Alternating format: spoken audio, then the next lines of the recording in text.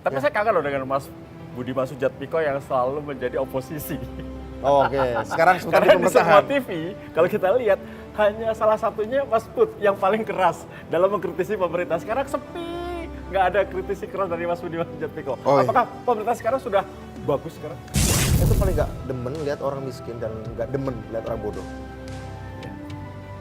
Jadi kalau ada kemiskinan, ada kebodohan, rasanya ini harusnya bisa diperbaiki nih. Grande dan semulia MBG ini, mau makan bergizi gratis ini, saya kira memang selalu menggoda untuk orang berkorupsi, mengkorupsi, selalu menggoda untuk itu. Tapi untuk Mas Bud harus dilanjutkan terus. Tapi harus dilanjutkan. Tapi saya kangen loh dengan Mas Budiman Sujatmiko yang selalu menjadi oposisi. Oh, oke, sekarang sebentar di Karena di semua pemerintahan. TV, kalau kita lihat, hanya salah satunya Mas Bud yang paling keras dalam mengkritisi pemerintah. Sekarang sepi, nggak ada kritisi keras dari Mas Budiman Sujatmiko. Oh, iya. Apakah pemerintah sekarang sudah bagus sekarang? Oh, tentu saja masih harus ada perbaikan ya, Tio. Ada perbaikan dan ada korasi-korasi. Dan kemarin kita tahu, Ya.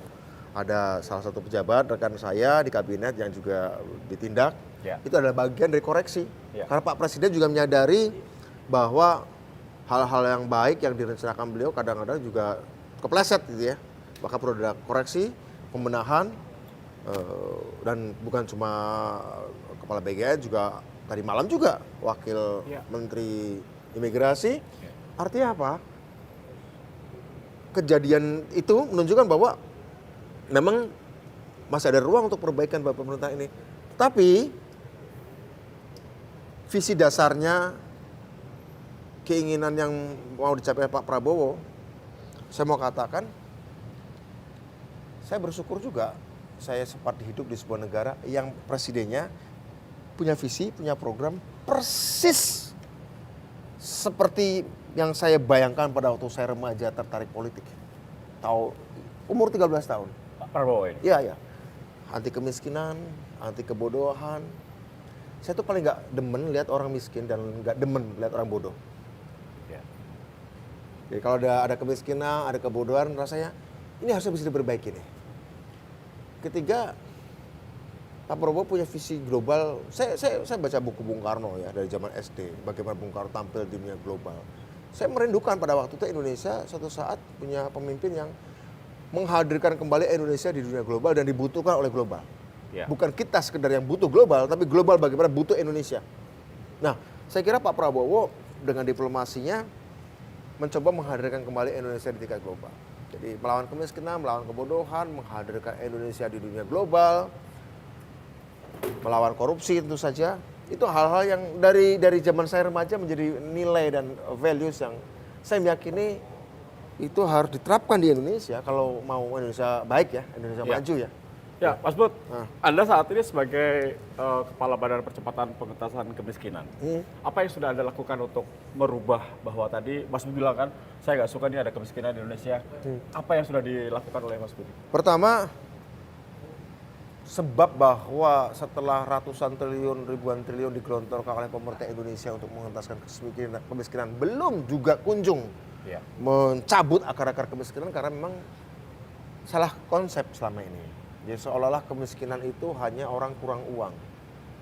Sehingga kemudian sekedar hanya bansos. Bansos itu perlu, BLT itu perlu tetap. Tapi kemiskinan bukan sekedar karena kurang uang cash. Tapi juga kurang akses. Pendidikan, Akses pendidikan, Ya. akses informasi, akses pasar, akses kredit, betul. akses pengetahuan, Ya. itu akses. Dan desa itu menjadi salah satu. Dan satu lagi kurang aset. Ya. Desa itu asetnya banyak, tanah, hutan, gunung, tapi kurang akses. Oke. Makanya orang desa itu mungkin tanahnya sedikit banyak mereka punya untuk rumahnya. Rumah mereka punya walaupun gubuk. Tapi akses mereka pada pasar, akses mereka pada pengetahuan, akses mereka pada teknologi, akses mereka pada informasi, akses mereka pada pendidikan, itu kurang. Itu sebab kemiskinan di desa. Kalau di kota, aksesnya banyak. Akses jalan, infrastruktur yang mulus, akses informasi, akses pendidikan. Tapi asetnya kurang. Sehingga orang miskin, kadang-kadang rumahnya ngontrak, ya pinggir jalan. Nah, Betul.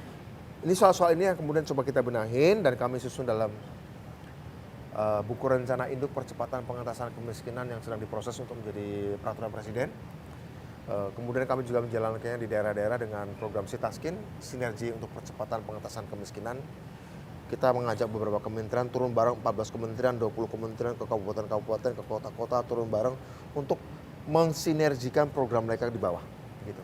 Ya. Tapi saya lihat MBG ini banyak mendapatkan kritisi dari masyarakat. Saya nggak bicara pengamat politik ya, Ya. Mas Bud, ini masyarakat. Ya. Dan kemarin juga sudah ada KPK, mantan ketua MBG, BGN. Kejaksaan Agung. Betul, Kejaksaan Agung, BGN.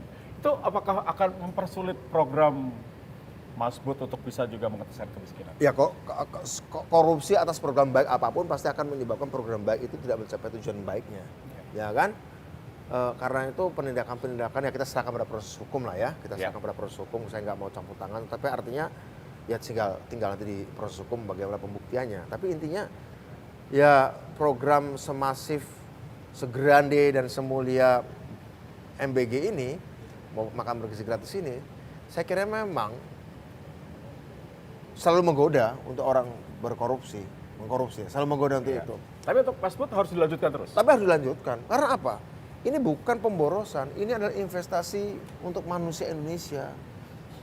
Meningkatkan kapasitas berpikir mereka, menyehatkan tubuh fisik mereka. Kita tahu bahwa tingkat literasi kita dalam matematika, literasi kita dalam sains di dunia itu rendah, ya. Tingkat rata-rata IQ kita juga salah satu yang terendah di Asia Tenggara, begitu ya. Menurut saya salah satunya adalah karena banyak anak-anak kita tidak mengkonsumsi makanan bergizi. Sejak kecil? Sejak kecil, ya. Makanya MBG juga mulai dari kandungan sampai anak-anak itu akan jadi prioritas. Menurut saya ini nggak bisa dihentikan ya. Kita ini berinvestasi itu jangka panjang. Indonesia hidup bukan untuk 5 tahun lagi. Indonesia hidup bukan untuk sekedar melahirkan keuntungan dari para pemain saham atau pedagang falas. Indonesia itu harus hidup lama. Kalau kata almarhum Safi Ma'arif, Indonesia itu harus ada sampai sehari sebelum kiamat, istilah begitu ya. Artinya apa?